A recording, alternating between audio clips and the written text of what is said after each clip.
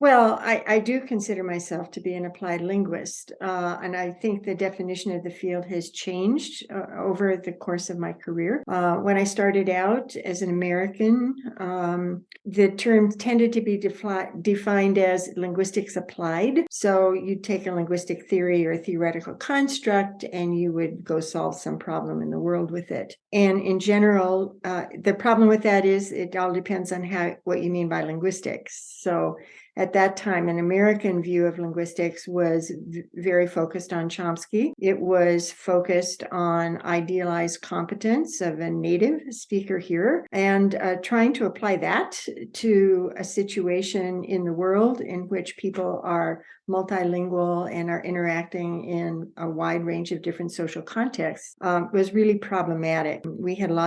I attended the Department of Applied Linguistics. That's how I began at Edinburgh, and immediately, fortunately for me, was exposed to a much broader definition of linguistics that was being used in Europe at the time. And this was in the late 60s. So I was introduced to scholars like Firth, of course, Halliday, Vygotsky, and Bakhtin, and their view of linguistics as incorporating that knowledge itself of the language included an awareness of social context, and the use of that in communication was very, very useful to me. So I had come into the field very interested in sociolinguistics in any event, and inspired by William Labov. So I brought that orientation with me when I went to Edinburgh. And so, yes, I'm an applied linguist. I'm very interested in linguistics, thus broadly defined.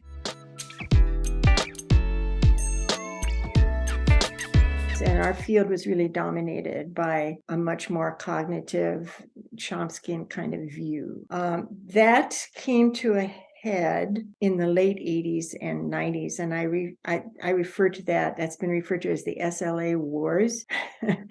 There were people who were strongly arguing that social context has no role to play whatsoever in the development of a learner's knowledge of a second language, because the whole point is knowledge. It's not knowledge of the language, and full stop. I disagreed. I think that the view in Europe was that of linguistics itself was broader, and it went way beyond just looking at the cognition of an individual. I mean, it has been that model I've likened to sort of being like the model of a computer, where the brain is like a computer, and you have data input, and then data comes out, right? And it's very mechanistic, and it's very not social. And that model of what linguistics is made it very difficult for an applied linguistics to develop in any strong way. It's kind of antithetical. If applied linguistics is about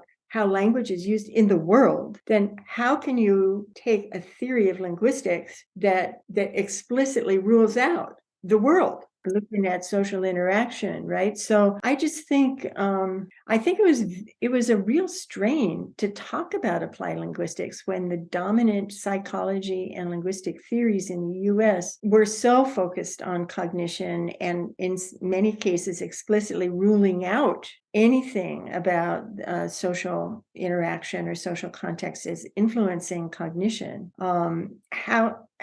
What is the point of, how can you apply that kind of theory to solving problems in the world? It's contradictory.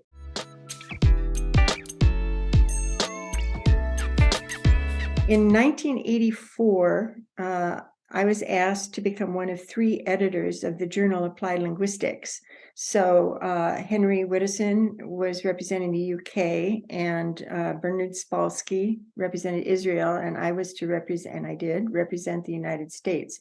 So the 3 of us screened all the submissions to Applied Linguistics and sent them out for review and talked to each other about these various submissions. And this was very powerful and useful to me in shaping my whole view of applied linguistics, obviously, and what counted and what didn't. And so that was my first, and each of us was supposed to be representing one of the affiliates of ILA. So that was an important thing that happened.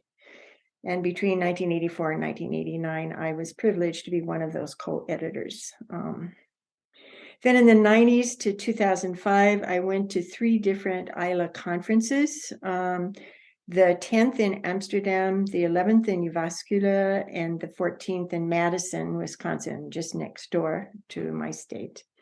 And in those conferences, there were many increasing conversations between American and European practitioners about theory and about practice, and I thought that was very helpful. These 3 conferences were very important.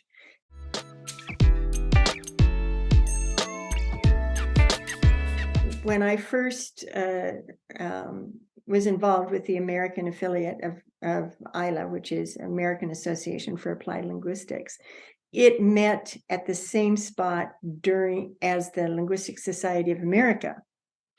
So along with the theoretical linguists, there would be one room assigned to AAAL to have its meetings. And all of the other rooms in the hotel were theoretical. So you can see right away the dominance of that theoretical approach. So increasingly, there were more and more submissions to present at AAAL, and they couldn't all fit into one room. And so there's increasing demand to meet separately, because LSA was not going to give us more than one room to meet as a sort of sub-interest group. So the very first time that AAAL met autonomously was 1991. And this was debated a lot, was should AAAL continue to require that all members be American? And or maybe, so a lot of people who were very active were Canadian, right? So there was a lot of debate about this. Canada has its own affiliate, but there was a lot of back and forth between those two. So one of the big issues was, would ILA be upset if we expanded our requirement? Because ILA is the international group, and all of the affiliates were to be national groups. So we went back and forth, and eventually we decided, no, there's so much interest from our international colleagues in having an annual meeting. Not ILA only met every 3 years, but people wanted to meet every year, and as an affiliate, we met every year. So we decided to go ahead and just see how many international people would apply to come. And if they came and they presented and they contributed, they could be members, right? So that's what we decided at that time. Another issue, it turned out, was only a headache for me, which was that under the umbrella of LSA, we were covered by their insurance for our meeting, but we hadn't gotten quite to the point of having insurance for our first conference. So I kept my fingers crossed no one would break an ankle or fall down. And nobody did, thank God. I